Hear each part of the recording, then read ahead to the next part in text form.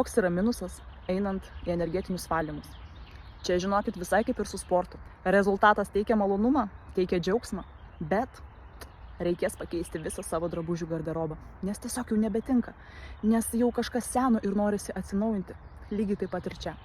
Energetinės sesijos padeda išsivalyti nuo to, kas yra sena ir pripildyti naujomis energijomis. Ir viskas priklauso nuo to, kaip jūs grįžtate į savo erdvę.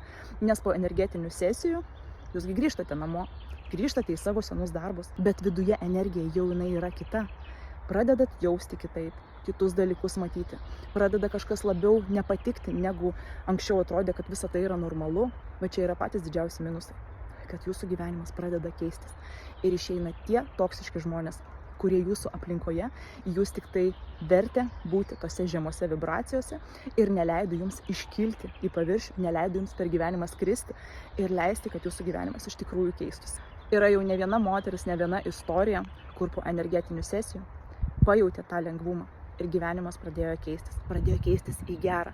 Nors pradžia galbūt ir nebuvo persilaužimo ir paprasta, bet rezultatas jisai kaip vyšnaitė